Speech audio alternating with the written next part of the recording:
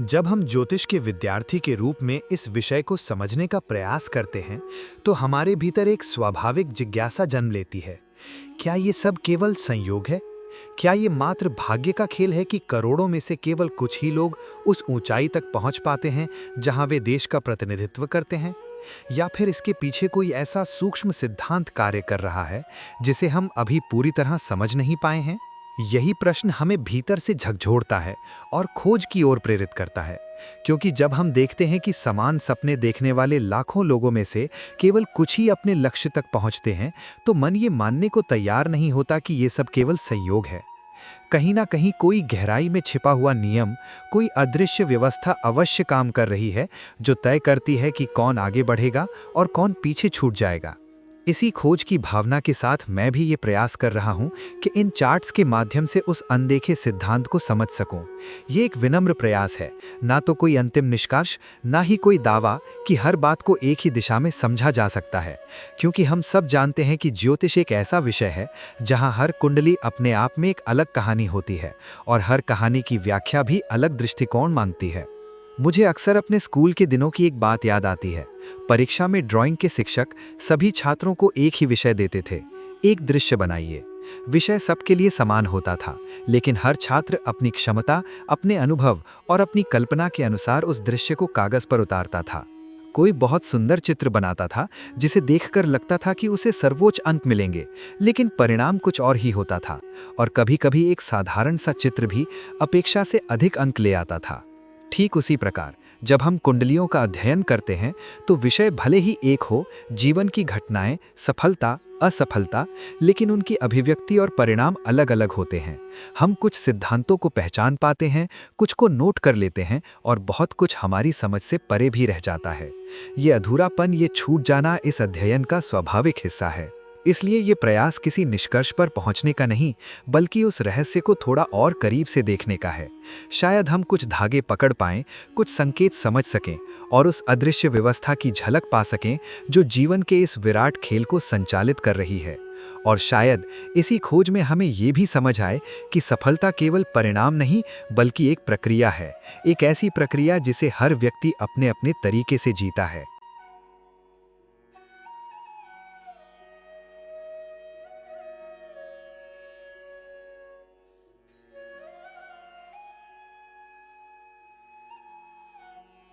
इन सिद्धांतों को समझने के लिए मैंने दो अत्यंत प्रसिद्ध चार्ट्स का अध्ययन किया है। यहाँ मेरा उद्देश्य किसी व्यक्ति विशेष का उल्लेख करना नहीं है, बल्कि उन समानताओं को पहचानना है जो उन्हें एक असाधारण स्तर तक ले गईं। जब हम इन संयोजनों को एक साथ देखते हैं, तो ये स्पष्ट होता है कि सफलता केवल एक योग का परिणाम नहीं होती, बल्कि कई सूक्ष्म संकेतों का संयुक्त प्रभाव होती है। सबसे पहले मंगल का कर्क राशि में होना एक गहरी भावनात्मक ऊर्जा को दर्शाता है।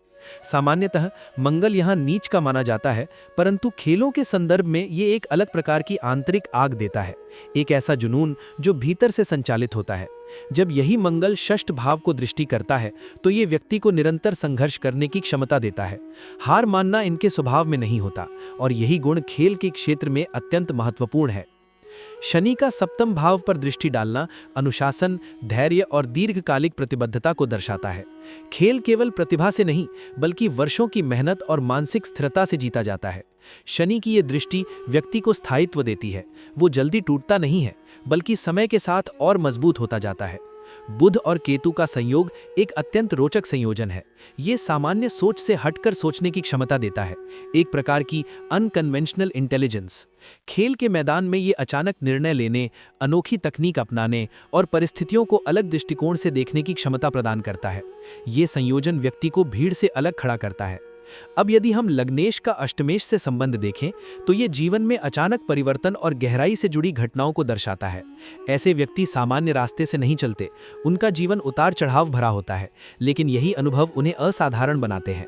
षष्ठेश का दशम भाव के स्वामी से संबंध ये संकेत देता है कि संघर्ष ही उनका कर्म बन जाता है, यानी प्रतिस्पर्धा ही उनका पेशा बनती है, जो कि खेलों के लिए एक अत्यंत सशक्त योग है।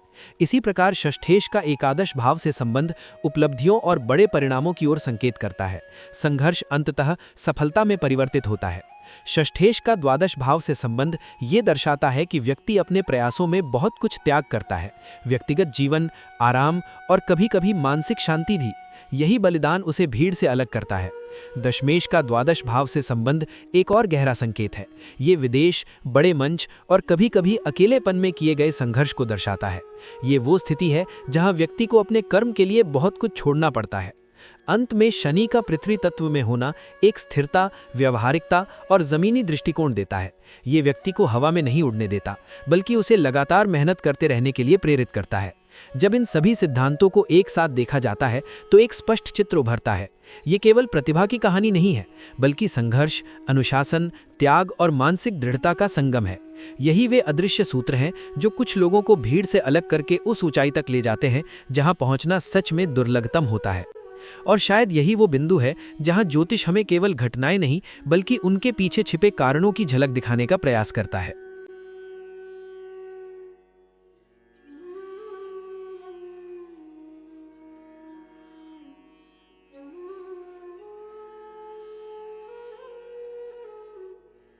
अब जब हम D3 के इन सूक्ष्म संकेतों को उसी दृष्टिकोण से देखते हैं तो ये स्पष्ट होता है कि यहाँ पराक्रम केवल ऊर्जा का विषय नहीं, बल्कि गहराई, रणनीति और आंतरिक रूपांतरण का भी विषय बन जाता है।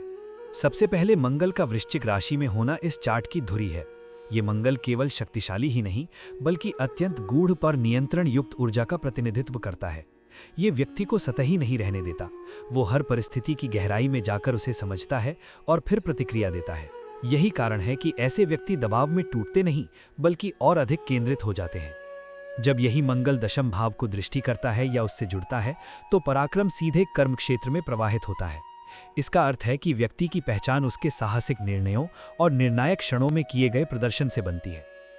अब यदि हम गुरु की भूमिका देखें तो ये चार्ट में एक अत्यंत महत्वपूर्ण संतुलनकारी शक्ति के रूप में उभरता है।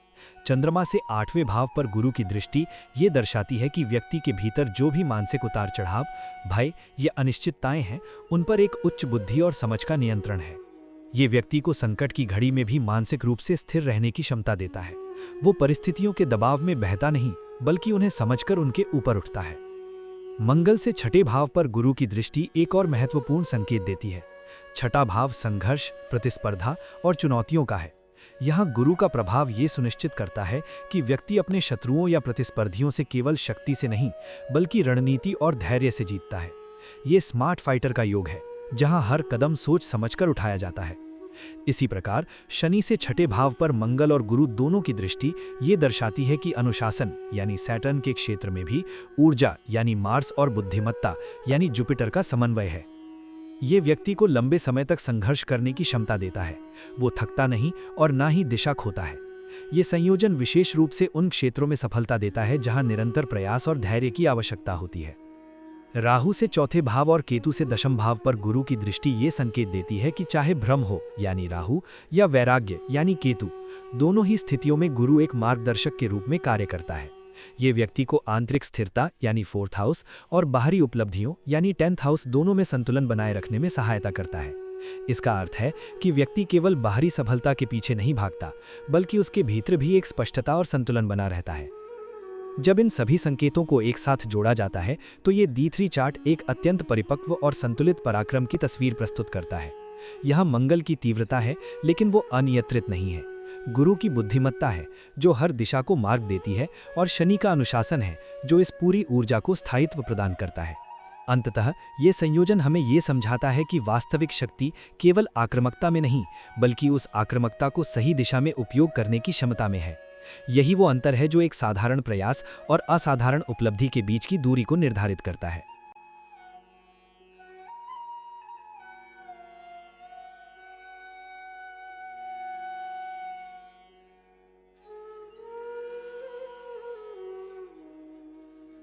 अब जब हम लाभ मंडूक होरा के इन संकेतों का अध्ययन करते हैं तो ये स्पष्ट हो जाता है कि ये चार्ट केवल धन या संसाधनों तक सीमित नहीं है, बल्कि ये उस वैल्यू सिस्टम को दर्शाता है जिसके आधार पर व्यक्ति अपने जीवन में उपलब्धियों को अर्जित करता है। खेल के संदर्भ में ये केवल कमाई नहीं, बल्कि योग्यता को पहचान मिलने और प्रयास का फल मिलने की क्षमता को भी इंगित करता है। सबसे पहले मंगल का षष्ठ भाव पर प्रभाव यानी स्थिति या दृष्टि यहाँ फिर से अत्यंत महत्वपूर्ण है। ये संकेत देता है कि व्यक्ति की कमाई, उसकी पहचान और उसका मूल्य सब कुछ संघर्ष और प्रतिस्पर्धा से जुड़ा हुआ है। वो जितना अधिक प्रतिस्पर्धा में उतरता है, उतना ही उसका मूल्य बढ़ता है। ये खेल के क्षेत्र में सीधे सीधे लागू होता है, जहां प्रदर्शन ही पहचान बनाता है। गुरु का धनु राशि में होना एक अत्यंत शुभ संकेत है। यहाँ गुरु अपने स्वगृह में होकर एक नैसर्गिक विस्तार, संरक्षण और ग्रेस प्रदान करता है। ये केवल आर्थिक दृष्टि से नहीं, बल्कि अवसरों, सही मार्गदर्शन और सही समय पर सही निर्णय लेने की क्षमता देता है। ये दर्शाता है कि व्यक्ति को जीवन में ऐसे अवसर मिलते हैं जो उसे आगे बढ़ने में सहायक होते हैं।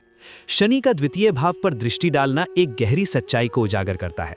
धन और मूल्य तुरंत नहीं आते, बल्कि समय, अनुशासन और निरंतर प्रयास से बनते हैं। ये व्यक्ति को सिखाता है कि स्थिरता और धैर्य ही दीर्घकालिक सफलता की कुंजी है।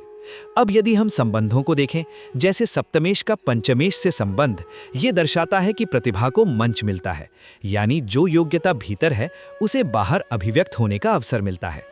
इसी प्रकार अष्टमेश का लग्नेश पर प्रभाव जीवन में अचानक परिवर्तन और अप्रत्याशित अवसरों का संकेत देता है, कभी संघर्ष के रूप में तो कभी अचानक उभरने के रूप में। पंचमेश का सूर्य से संबंध ये बताता है कि प्रतिभा को पहचान मिलती है, एक प्रकार की स्टेज लाइट उस पर पड़ती है। वहीं सप्तमेश का बुध से संबंध ये दर्शाता है कि व्यक्ति अपने कौशल को संप्रेषित करने में सक्षम होता है, चाहे वो खेल के माध्यम से हो या अपने प्रदर्शन के द्वारा। अब यदि हम गहरे संयोजनों को देखें, जैसे चंद्रमा और शनि का संबंध मानसिक दृढ़ता और भावनात्मक नियंत्रण को दर्शाता है। ये संयोजन व्यक्ति को भीतर से मजबूत बनाता है, भले ही बाहरी परिस्थितियां कितनी भी चुनौतीपूर्ण क्यों ना हो। इसी प्रकार शनि और बुध का संयोजन एक व्यावहारिक बुद्धि और योजनाबद्ध सोच देता है, जो खेल में रणनीति बनाने के लिए अत्यंत आवश्यक है। सप्तमेश और दशमेश का संबंध ये स्पष्ट संकेत देता है कि व्यक्ति का कर्म यानी दशम भाव और उसका मंच यानी सप्तम भाव एक दूसरे से जुड़े हुए हैं, यानी उसका पेशा ही उसे पहचान दिलाता है।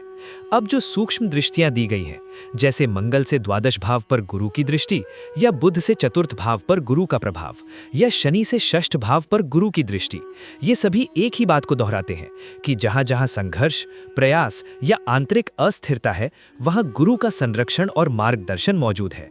ये एक प्रकार का अदृश्य आशीर्वाद है जो व्यक्ति को गिरने नहीं देता। अंततः इन सभी संकेतों को एक साथ देखने पर यह स्पष्ट होता है कि D2 चार्ट केवल धन का नहीं, बल्कि योग्यता के प्रतिफल का चार्ट है। यहाँ संघर्ष यानी मंगल, संरक्षण यानी गुरु और स्थिरता यानी शनि मिलकर एक ऐसा तंत्र बनाते हैं जहां व्यक्ति को उसके प्रयासों का फल अवश्य मिलता है, भले ही वो देर से क्यों ना मिले। और शायद यही लाभ मंडूखोरा का सबसे गहरा संदेश है कि सच्ची कमाई केवल धन नहीं, बल्कि वो स्थान है जहां व्यक्ति की मेहनत को उसका उचित मूल्य मिलता है।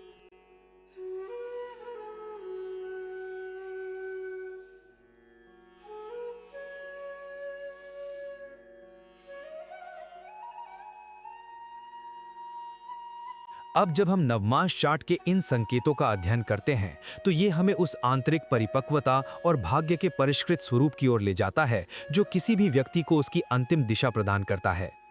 D1 जहां बाहरी घटनाओं को दिखाता है, D9 ये बताता है कि व्यक्ति भीतर से कितना तैयार है, क्या वो उस ऊंचाई को संभालने के योग्य है या नहीं। सबसे पहले पंचम भाव में मंगल का स्थित होना अत्यंत महत्वपूर्ण संकेत है। पंचम भाव प्रतिभा, रचनात्मकता और खेल कौशल का प्रतिनिधित्व करता है। यहाँ मंगल व्यक्ति को स्वाभाविक आक्रामकता, जोखिम लेने की क्षमता और गेम सेंस प्रदान करता है। ये केवल खेलने की क्षमता नहीं, बल्कि खेल को नियंत्रित करने की शक्ति देता है, एक ऐसा गुण जो बड़े खिलाड़ियों में देखा जाता है। कर्क राशि में शनि का होना यहाँ एक गहरी आंतरिक परीक्षा को दर्शाता है। भावनात्मक स्तर पर व्यक्ति को कई उतार चढ़ाव से गुजरना पड़ता है, लेकिन यही शनि उसे भीतर से मजबूत बनाता है। ये संयम, धैर्य और कठिन परिस्थितियों में टिके रहने की क्षमता देता है, जो दीर्घकालिक सफलता के लिए अनिवार्य है। अब यदि हम भावेशों के आपसी संबंधों को देखें, चतुर्थेश का सप्तमेश और दशमेश पर प्रभाव ये दर्शाता है कि व्यक्ति का आंतरिक आधार ही उसके मंच और कर्म को प्रभावित करता है, यानी जो भीतर है वही बाहर प्रकट होता है। और जब चतुर्थेश और दशमेश एक दूसरे को दृष्टि करते हैं, तो ये जीवन के आधार और कर्म के बीच सीधा संबंध स्थापित करता है, एक प्रकार की आंतरिक और बाहरी एक रूपता। षष्ठेश का द्वितीय भाव पर प्रभाव ये दर्शाता है कि संघर्ष ही व्यक्ति के मूल्य और कमाई को आकार देता है। वहीं सप्तमेश का एकादश भाव से संबंध ये संकेत देता है कि व्यक्ति को समाज में पहचान और उपलब्धियां मिलती हैं, उसका प्रदर्शन उसे बड़े परिणामों तक ले जाता है। नवमेश का तृतीय भाव पर प्रभाव अत्यंत गहरा संकेत है, भाग्य और पराक्रम का मिलन। इसका अर्थ है कि व्यक्ति का भाग्य उसके प्रयासों के साथ चलता है, वो जितना प्रयास करता है भाग्य उतना ही उसका साथ देता है। अब यदि हम ग्रहों के सूक्ष्म संबंधों को देखें, तृतीयेश का मंगल पर प्रभाव ये पराक्रम को और अधिक सक्रिय बनाता है। दशमेश का मंगल से संबंध ये दर्शाता है कि व्यक्ति का कर्म पूरी तरह ऊर्जा, साहस और क्रियाशीलता से संचालित होता है। मंगल का चंद्रमा पर प्रभाव एक भावनात्मक तीव्रता को दर्शाता है। व्यक्ति खेल को केवल तकनीक से नहीं बल्कि भावना से भी जोड़ता है। कभी-कभी यही भावना उसे असाधारण प्रदर्शन तक ले जाती है। गुरु का बुध पर दृष्टि डालना यहाँ एक अत्यंत संतुलित बुद्धि का निर्माण करता है। रणनीति, समझ और सही निर्णय लेने की क्षमता, ये खेल में टेम्परामेंट को स्थिर करता है। अंत में राहु से नवम भाव पर शनि की दृष्टि एक गहरा कर्मिक संकेत है। ये दर्शाता है कि व्यक्ति का भाग्य सीधा नहीं बल्कि परीक्षणों से होकर गुजरता है। उसे अपने मार्ग में बाधाएं मिलती हैं, लेकिन वही बाधाएं उसे और अधिक परिपक्व और मजबूत बनाती हैं। जब इन सभी संकेतों को एक साथ देखा जाता है तो D9 चार्ट ये स्पष्ट करता है कि सफलता केवल बाहरी योगों का परिणाम नहीं है, ये उस आंतरिक संतुलन, परिपक्वता और कर्मिक तैयारी का परिणाम है जो व्यक्ति को उस स्थान के योग्य बनाती है। और शायद यही नवमांश का सार है कि वास्तविक सफलता पहले भीतर जन्म लेती है और फिर बाहर प्रकट होती है।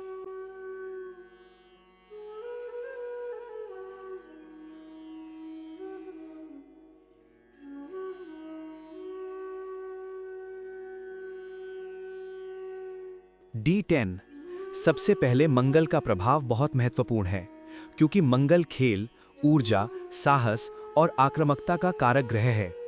मंगल का चौथे भाव पर दृष्टि देना और गुरु के साथ संबंध बनाना ये दर्शाता है कि व्यक्ति में प्राकृतिक रूप से खेल के प्रति झुकाव, फाइटिंग स्पिरिट और मैदान पर खुद को साबित करने की तीव्र इच्छा रहती है। ये संयोजन खिलाड़ी को दबाव में भी अच्छा प्रदर्शन करने की क्षमता देता है, जो क्रिकेट जैसे खेल में बहुत आवश्यक है। बुध का कन्या राशि में होना, जहां वो उच्च का होता है, और उसका शुक्र के साथ संबंध बनाना व्यक्ति को बेहतरीन टेक्निक, टाइमिंग और गेम सेंस प्रदान करता है।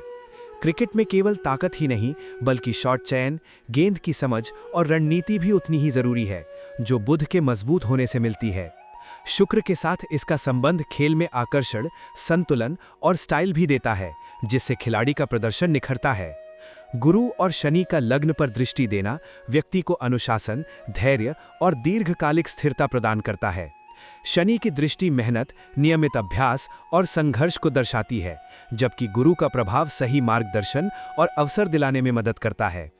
क्रिकेट में लंबे समय तक टिके रहने और निरंतर सुधार के लिए ये संयोजन अत्यंत सहायक है। तीसरे भाव के स्वामी का 5वें और 10वें भाव से संबंध बनाना भी बहुत महत्वपूर्ण है, क्योंकि तीसरा भाव साहस और प्रयास का, 5वां भाव प्रतिभा का और 10वां भाव करियर का होता है। इनका आपस में जुड़ना ये दर्शाता है कि व्यक्ति अपनी प्रतिभा और मेहनत के बल पर खेल को ही अपना पेशा बना सकता है। इसके अलावा छठे भाव यानी प्रतिस्पर्धा का 10वें भाव यानी करियर से संबंध होना ये संकेत देता है कि व्यक्ति प्रतियोगिता के माध्यम से ही अपने करियर में आगे बढ़ता है, जो कि क्रिकेट जैसे स्पोर्ट्स में बिल्कुल सटीक बैठता है।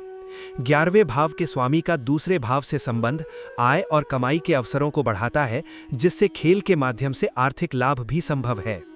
चंद्रमा से तीसरे और 12वें भाव पर शनि और गुरु की दृष्टि मानसिक मजबूती, धैर्य और विदेश या दूर स्थानों पर खेलने के अवसर भी दे सकती है।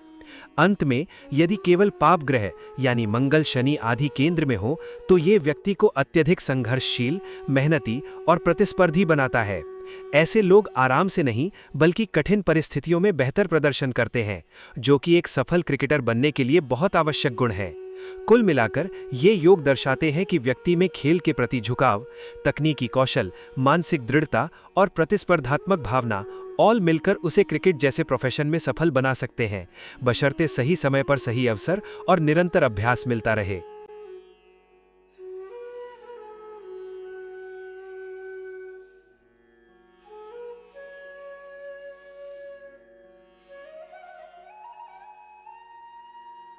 त्रिमशांश कुंडली ज्योतिष में सूक्ष्म स्तर पर पाप, कष्ट, मानसिक दबाव, संघर्ष और व्यक्ति के अंदर छिपी हुई कमजोरियों को दर्शाती है। ये बताती है कि व्यक्ति विपरीत परिस्थितियों में कैसे प्रतिक्रिया करता है, उसकी सहन शक्ति कैसी है और जीवन में आने वाली बाधाओं से वो किस प्रकार लड़ता है। खेलों, विशेषकर क्रिकेट जैसे प्रतिस्पर्धात्मक क्षेत्र में D30 अत्यंत महत्वपूर्ण हो जाती है, क्योंकि ये मानसिक टफनेस, प्रेशर हैंडलिंग, सेटबैक से उभरने की क्षमता और हिडन एग्रेशन को प्रकट करती है। एक सफल क्रिकेटर के लिए केवल टैलेंट ही नहीं, बल्कि एडवर्सिटी में टिके रहना, बार बार असफलताओं के बाद वापसी करना और इंटेंस परिस्थितियों में प्रदर्शन करना आवश्यक होता है, जो मुख्यतः त्रिमशांत से समझा जाता है। मार्स का पाइसीज जल तत्व में होना और उसका 8वें भाव पर दृष्टि डालना दर्शाता है कि खिलाड़ी में इंट्यूटिव एग्रेशन और अनप्रेडिक्टेबल प्लेइंग स्टाइल होता है। ये प्लेसमेंट उसे परिस्थितियों को महसूस करके खेलने की क्षमता देता है, जो विशेषकर बॉलर्स या ऑलराउंडर्स में देखने को मिलता है। 8वें भाव पर मार्स की दृष्टि उसे क्राइसिस सिचुएशंस में परफॉर्म करने की ताकत देती है, जैसे मैच के क्रिटिकल मोमेंट्स में परफॉर्मेंस देना। मार्स से 8वें भाव पर जुपिटर और सैटर्न की दृष्टि एक बैलेंस्ड एग्रेशन को दर्शाती है। जुपिटर यहाँ विजडम और सही निर्णय क्षमता देता है, जबकि सैटर्न डिसिप्लिन और पेशेंस प्रदान करता है। ये कॉम्बिनेशन एक ऐसे खिलाड़ी को दर्शाता है जो इंपल्सिव नहीं बल्कि कैलकुलेटेड रिस्क लेता है, जो क्रिकेट में लॉन्ग इनिंग्स या स्ट्रेटेजिक बॉलिंग स्पेल्स के लिए अत्यंत महत्वपूर्ण है। सैटर्न का कैप्रिकॉर्न अपने स्वग्रही में होना और 9वें भाव पर दृष्टि डालना स्ट्रॉन्ग वर्क एथिक, डिसिप्लिन और लॉन्ग टर्म करियर स्टेबिलिटी को दर्शाता है। ये योग खिलाड़ी को कंसिस्टेंट प्रैक्टिस, कोच के गाइडेंस का पालन और लॉन्ग टर्म करियर स्टेबिलिटी देता है। 10वें भाव पर मार्स और जुपिटर की दृष्टि ये दर्शाती है कि प्रोफेशन में एनर्जी मार्स और ग्रोथ रिकॉग्निशन जुपिटर दोनों का सहयोग मिलता है, जिससे व्यक्ति अपने प्रोफेशन में उभर सकता है। लग्नेश का 5वें भाव के स्वामी पर दृष्टि डालना नेचुरल टैलेंट और सेल्फ एफर्ट के बीच मजबूत संबंध को दिखाता है। ये योग बताता है कि व्यक्ति अपनी मेहनत से अपने टैलेंट को निखार सकता है, जो एक खिलाड़ी के लिए एसेंशियल है। सेकंड लॉर्ड का 7वें लॉर्ड पर दृष्टि डालना पब्लिक परफॉर्मेंस और अर्निंग कैपेबिलिटी को जोड़ता है, जिससे खिलाड़ी को फेम और फाइनेंशियल गेन्स मिल सकते हैं। 11वें भाव का सूर्य पर प्रभाव फेम, रिकॉग्निशन और नेटवर्क सर्कल को दर्शाता है। ये योग दर्शाता है कि व्यक्ति को सोशल विजिबिलिटी और बड़े स्तर पर पहचान मिल सकती है, जो एक प्रोफेशनल क्रिकेटर के लिए आवश्यक है। मून और मर्क्यूरी का संबंध strong game intelligence, quick decision making और सिचुएशनल अवेयरनेस देता है। ये योग एक खिलाड़ी को मैच के दौरान सही समय पर सही निर्णय लेने की क्षमता देता है, जैसे शॉट सिलेक्शन या बॉलिंग चेंजेस। सैटर्न और मार्स का संबंध कंट्रोल्ड अग्रेशन को दर्शाता है। मार्स की एनर्जी और सैटर्न का डिसिप्लिन मिलकर एक ऐसा खिलाड़ी बनाते हैं जो एग्रेसिव होते हुए भी संयमित रहता है, जो प्रोफेशनल लेवल पर बहुत जरूरी है। 8वें और 10वें भाव के स्वामियों का संबंध स्ट्रगल के माध्यम से करियर ग्रोथ को दिखाता है। ये योग दर्शाता है कि खिलाड़ी को अपने करियर में इनिशियल चैलेंजेस का सामना करना पड़ सकता है, लेकिन वही स्ट्रगल्स उसे मजबूत बनाते हैं और अंततः सफलता दिलाते हैं। मार्स का 5वें भाव स्पोर्ट्स, टैलेंट और 8वें भाव प्रेशर सिचुएशन से संबंध ये स्पष्ट करता है कि व्यक्ति स्पोर्ट्स फील्ड में एग्रेसिव परफॉर्मेंस देता है और क्रिटिकल सिचुएशंस में उभर कर आता है। सैटर्न का 9वें और 12वें भाव से संबंध फॉरेन एक्सपोजर, डिसिप्लिन और आइसोलेशन, प्रैक्टिस, ट्रेनिंग कैंप्स को दर्शाता है, जो प्रोफेशनल क्रिकेट करियर में कॉमन है। अंत में राहु से 4थे भाव पर जुपिटर की दृष्टि दर्शाती है कि अनकन्वेंशनल एनवायरनमेंट या अलग बैकग्राउंड से आने के बावजूद व्यक्ति को सही गाइडेंस और सपोर्ट मिलता है, जिससे वो अपने करियर को सही दिशा में ले जा सकता है। निष्कर्ष, ये पूरा D30 सेटअप एक ऐसे क्रिकेटर की ओर संकेत करता है जो मेंटली स्ट्रांग, डिसिप्लिन्ड, प्रेशर में परफॉर्म करने वाला और स्ट्रगल्स के माध्यम से खुद को साबित करने वाला है। इसमें कंट्रोल्ड एग्रेशन, स्ट्रेटेजिक थिंकिंग और लॉन्ग टर्म स्टेबिलिटी के संकेत स्पष्ट रूप से दिखाई देते हैं, जो एक सफल क्रिकेट करियर के लिए अत्यंत आवश्यक गुण हैं। भारत में क्रिकेट केवल एक खेल नहीं, ये एक भावना है जो गलियों में सांस लेती है, भीड़ भरे मोहल्लों में गूंजती है और लाखों दिलों के सपनों में चुपचाप जिंदा रहती है। धूल भरे मैदानों से लेकर छतों पर खेले जाने वाले मैचों तक, सुबह की पहली किरण के साथ शुरू होने वाली प्रैक्टिस से लेकर रात तक चलने वाली चर्चाओं तक, क्रिकेट जीवन का हिस्सा बन जाता है, बहुत पहले कि वो एक करियर का रूप ले। भारत में क्रिकेट की जड़ें औपनिवेशिक समय से जुड़ी हुई हैं, लेकिन जो खेल कभी बाहर से आया था वो धीरे धीरे इस देश की आत्मा में समा गया। समय के साथ ये केवल एक खेल नहीं रहा, बल्कि भारतीय आकांक्षाओं का प्रतीक बन गया, संघर्ष, प्रतिस्पर्धा और अनंत उम्मीदों का प्रतीक। आज ये देश के हर कोने में खेला और जिया जाने वाला सबसे लोकप्रिय खेल है, जो उम्र, वर्ग और क्षेत्र की सीमाओं को पार करता है। हर वर्ष अनगिनत बच्चे हाथ में बल्ला या गेंद लेकर अपने भीतर एक सपना संजोते हैं, कोई टूटी फूटी पिच पर खेलता है, कोई अकादमी में कोच की निगरानी में अभ्यास करता है और कई केवल खेल के प्रति प्रेम के लिए मैदान में उतरते हैं। संख्या इतनी विशाल है कि उसका अनुमान लगाना भी कठिन है। करोड़ों लोग किसी न किसी स्तर पर क्रिकेट से जुड़े हुए हैं, लेकिन इस जुनून से पेशेवर स्तर तक पहुंचने का रास्ता अत्यंत संकरा है। इन करोड़ों में से केवल एक बहुत ही छोटा हिस्सा ही राज्य स्तर तक पहुंच पाता है और उनमें से भी बेहद कम लोग देश का प्रतिनिधित्व कर पाते हैं। ये सफ़र लंबा, अनिश्चित और बेहद कठिन होता है। इसमें केवल प्रतिभा ही नहीं, बल्कि अनुशासन, त्याग, मानसिक दृढ़ता और कभी-कभी भाग्य का साथ भी आवश्यक है। एक खिलाड़ी जब राष्ट्रीय स्तर पर पहुंचता है तो उसके पीछे हजारों ऐसे खिलाड़ी होते हैं जिनके सपने अधूरे रह जाते हैं, बिना पहचान, बिना तालियों के। हर सफलता की कहानी के पीछे अनगिनत संघर्ष छिपे होते हैं, छूटे हुए अवसर, चोटें, आर्थिक चुनौतियां और आत्मसंदेह के क्षण। परिवार अपनी उम्मीदें, समय और संसाधन इसमें लगा देते हैं, अक्सर बिना किसी निश्चित परिणाम के। वर्षों में तैयार हुए सपने कभी-कभी कुछ ही पलों में टूट जाते हैं और अधिकतर बार वे सपने अधूरे ही रह जाते हैं। यही कारण है कि भारत में क्रिकेट के सर्वोच्च स्तर तक पहुंचना वास्तव में दुर्लभतम उपलब्धि है। ये केवल कौशल का परिणाम नहीं, बल्कि एक कठिन चयन प्रक्रिया से गुजरने का प्रमाण है, जहां लाखों में से कुछ ही टिक पाते हैं। ये उन सपनों को साकार करने की कहानी है जिन्हें केवल चुनिंदा लोग ही जी पाते हैं। और शायद यही वजह है कि जब कोई उस मुकाम पर पहुंचता है तो उसकी सफलता उसकी नहीं रहती, वो हर उस खिलाड़ी की हो जाती है जिसने कभी बल्ला थामकर एक अलग भविष्य का सपना देखा था। क्योंकि उस एक यात्रा में लाखों लोगों को अपने सपनों की झलक दिखाई देती है, कुछ पूरे हुए, कई अधूरे, लेकिन सभी दिल से जुड़े हुए।